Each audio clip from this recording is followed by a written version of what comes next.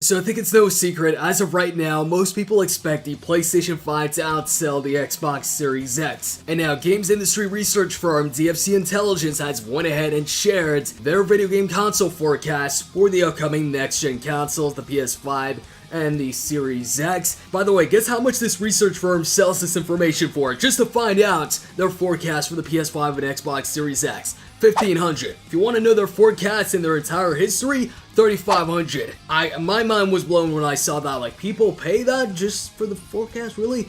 Anyways, thankfully there's websites out there like WCC here giving us this information for free, so we don't have to pay that. Not like we would anyways. So, what's DFC's forecast when it comes to the PS5 versus the Xbox Series X?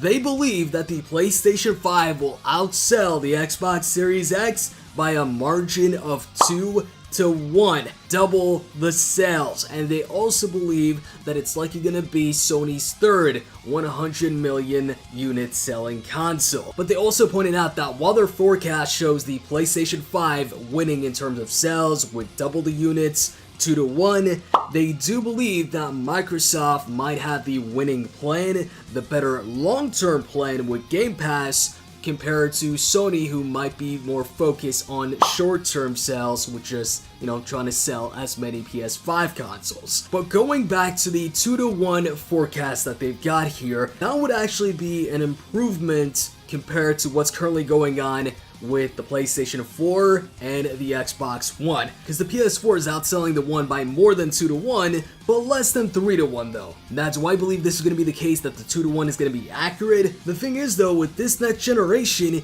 there's two big differences now when it comes to Xbox.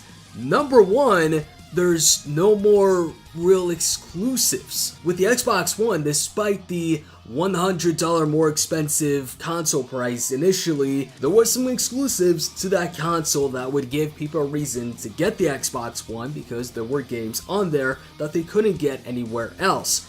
Now though, with the Series X, there's not going to be that situation. A lot of those games, if not most or all those Xbox Series X games for the first 2 years, are going to be available for people who have an Xbox One or a PC, which would give people less of a reason to purchase a Series X. So on the games and exclusive side, you'd have reason to believe that the Series X would actually do worse than the Xbox One. But then also on the other side of things, Microsoft's got things this time around that might very well boost the sales and make it perform better than the Xbox One. Number one, this time they're coming in with the more powerful console, while as last time they came in with the weaker console, and that weaker console was more expensive than the PS4. Along with that, they're gonna have Xbox All Access available for the Xbox Series X launch. And if you don't know what that is, it's Microsoft's program where you can buy an Xbox console by paying it off monthly. And with that monthly price, not only do you get the console, but they also include Game Pass Ultimate.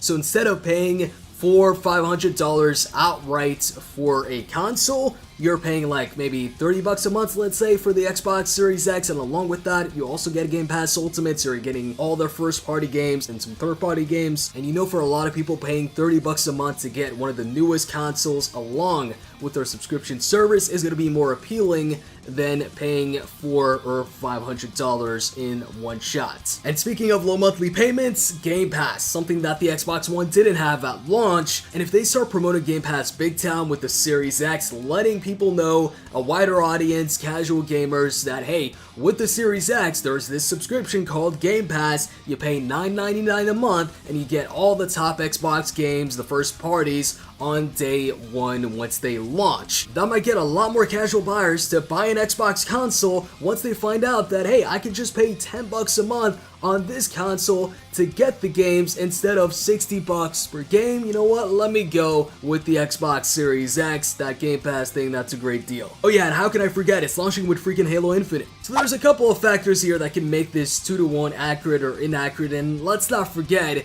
one of the biggest things that's yet to be revealed is the price, and that definitely plays a big factor. For example, even though I doubt this is going to be the case, if the Series X is more expensive, then I think it's going to be way bigger than 2 to 1. It's going to be like 3 to 1 or 4 to 1. But if the Series X is less expensive, it could be less than a 2 to 1 difference. So there's a lot of factors there, but in the comment section, you let me know what you think of their forecast. Do you think it's accurate? Do you think it's going to be a smaller difference or a bigger difference? Or maybe you think the Series X is going to outsell the PS5. And if you enjoyed the video, click the like button, subscribe, see ya.